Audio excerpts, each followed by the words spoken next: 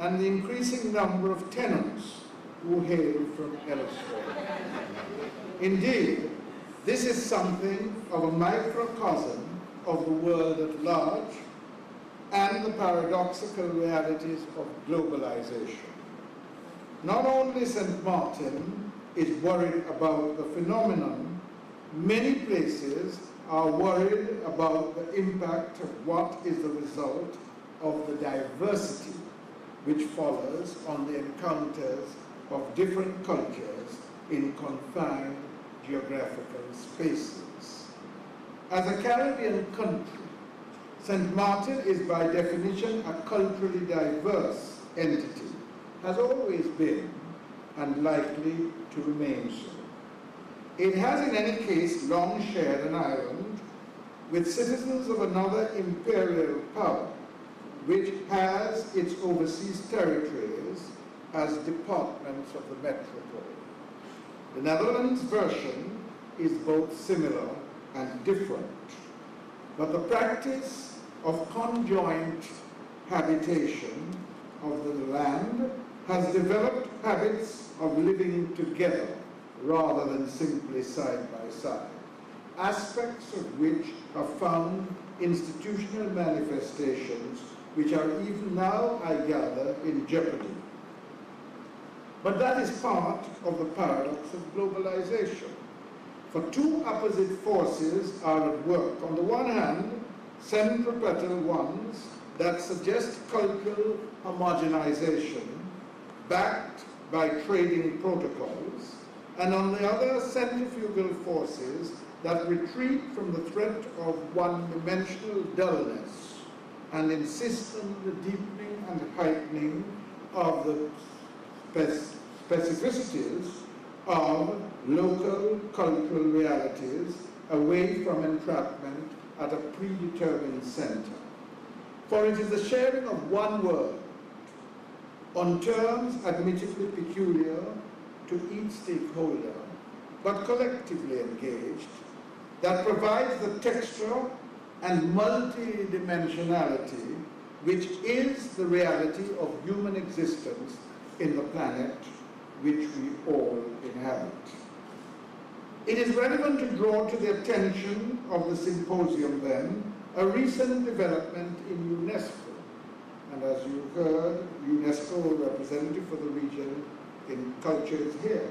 Reports are that UNESCO approved at its last general conference a pact meant to protect cultural diversity after a bitter debate that left the United States almost isolated in opposition.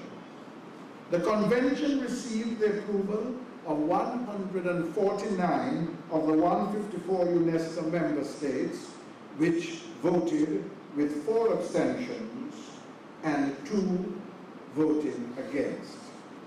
The 2 voting against were the United States and Israel. The abstention by Australia has given me pause, for I may well have been mistaken in believing that Australia had gotten over having to abandon its former white Australia policy, which from the 1970s seemingly gave way to the realization that Aborigines and Asians do inhabit that island continent from Darwin to Melbourne. Israel's vote against the Convention on Cultural Diversity is, however, more understandable. Israel is a Jewish state, a virtually theocratic enterprise. Despite a Palestinian presence in its borders, Israel is meant to remain a Jewish state, with Judaism as the established religion, and the Jews as God's chosen people. Diversity is opposite to this ideal, even if an Islam minority is tolerated within Israel's borders. The United States, as a part of the heterogeneous Americas, and the United States is only one part of the Americas, is a different kettle of fish. It is arguably the most diverse country in the world this side of the Atlantic, despite the white Anglo-Saxon Protestant WASP image it has tightly embraced since its independence. The Negroes, now African Americans, have long presented difficulties for that American WASP identity. But latter-day immigration of Hispanics has added to the problem. The Irish and Eastern Europeans were white enough to integrate or be integrated into the majority superordinary group. And even the olive-skinned Italians qualified for such integration. But Negroes, Hispanics, Middle Easterners, and Asians, Indians and Pakistanis, Koreans, Vietnamese, Chinese, and Japanese have remained among the minorities in the ethnic mix.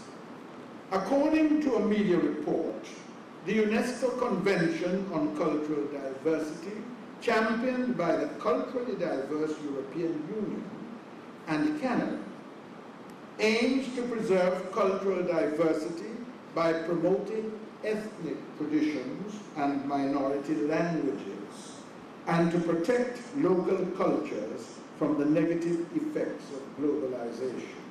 However, the news reports further inform us that the United States fears that that convention could be used to erect trade barriers against cultural exports such as movies.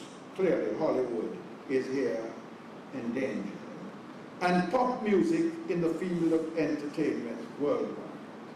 The United States' 28 amendments to the draft were all rejected by the countries voting in support. One can see why this would be regarded as an insulting blow to the world's sole superpower. If St. Martin were an independent member state of UNESCO, how would it have voted? I cannot imagine its abstaining or voting against. And it is safe to assume that metropolitan Netherlands, voting with the European Union, rejected the United States amendments. Holland should by now be aware of the richness of the Netherlands' cultural heritage, enhanced by ex-colonists from Indonesia, Suriname, and the Netherlands Antilles, which are themselves deeply textured entities floating in the Caribbean. Admittedly, it has no fear of being swamped by the foreigners in their land, though many of their young and are hooked on Zouk and on other things which shall be nameless. The Caribbean Carnival is also a mainstay in Rotterdam, without doing violence to Dutch tulips, Dutch cheese, the Joie de Vivre, or that Eurocentric Christian Protestantism, which is a core value of Holland.